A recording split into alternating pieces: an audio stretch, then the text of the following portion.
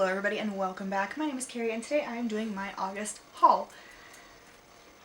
Now to be fair, I don't entirely remember what I got in August because I went and tried to fit as many books on one shelf as I could and things got jumbled. However, I'm relatively certain I got these in August as opposed to any other month. So let's get into those. The first one, oh no, please hold while I take off a sticker. First one is The Mystery of Mrs Christie by Marie Benedict. This is a novel told from, well, if I could tell you whose. Anyway, sorry. I've heard a lot about this book. What I think is that this one is told from the point of view of Christie's husband's mistress.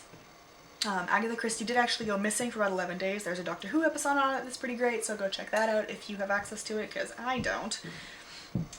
And this book is a fictionalization of that, like I said, from the mistress's point of view. I'm really curious. I've read a couple of Christie works.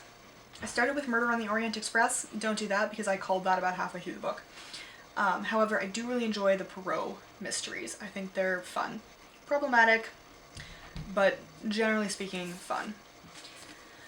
So this just appealed to me, especially having heard about it from several booktubers. I think Abby from Abbey of Pelennor.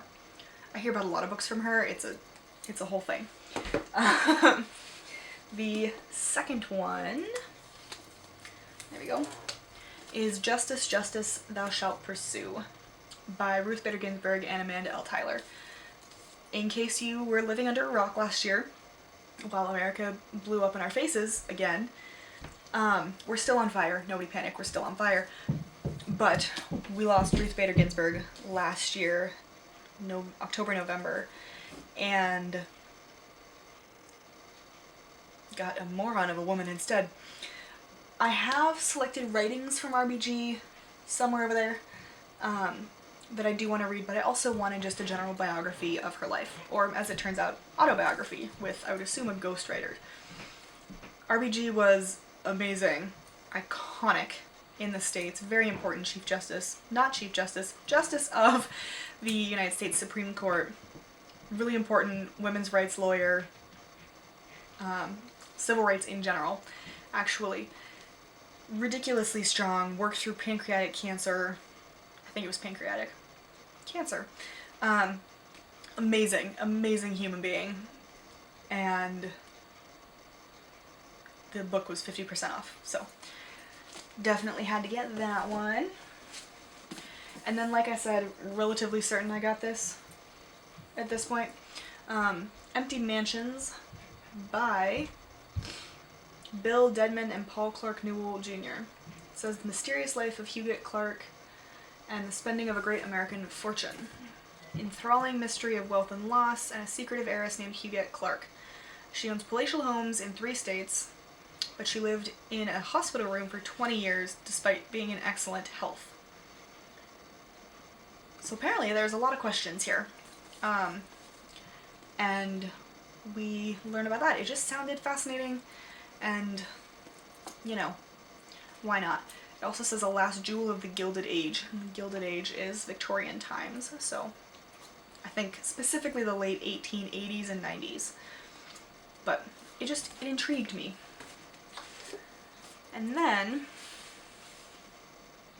yes. I went to Bayfield, Wisconsin with my friends Chelsea and Katie, who you've seen before. And we went to multiple bookshops, and all of us are readers, so naturally we got a book apiece, basically at 3 different bookstores, because none of us are helpful in stopping the other buying books. And one of the ones that I got was this Land of Snow, A Journey Across the North in Winter.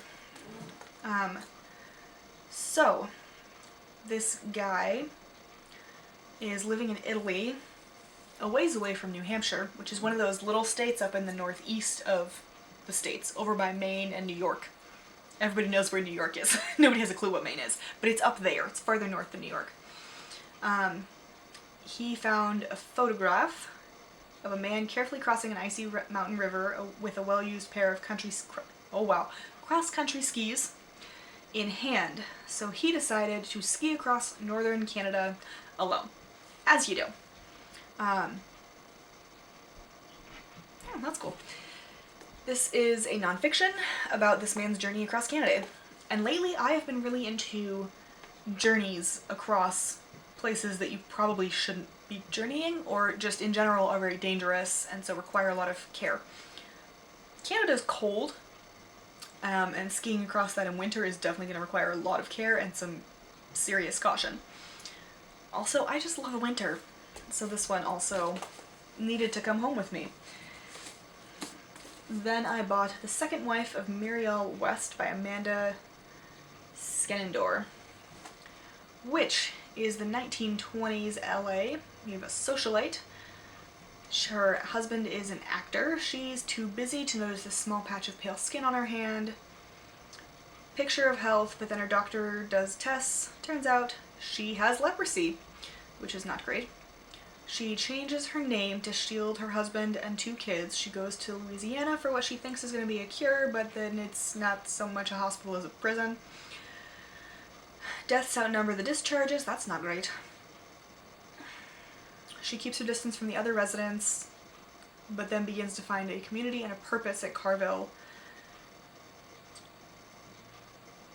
while trying to figure out what this means for her future. Leprosy is a fascinating disease. I don't know much about it. There's one book that I read, Molokai by Alan Brennert, which is fantastic. A little girl in Hawaii in 1890 something has leprosy, and she's taken to Molokai, which was the leper colony at the time.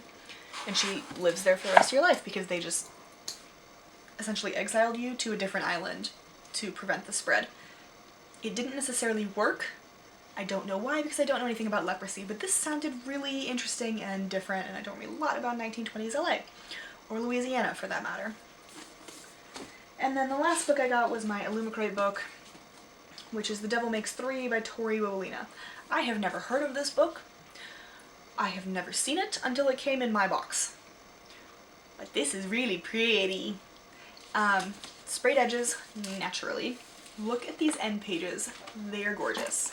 And then you have that on the naked hardback. It is a stunning book all around. And the plot, as it turns out, is that, well, the devil comes out of a book, basically, and is trying to kill these people or take these people in some way to essentially maintain his freedom from the books. This sounds really good. It's also relatively short, so I'm thoroughly looking forward to reading this book. But those are, I think, all of the books I got in August. I'm happy with that. It's 6 books.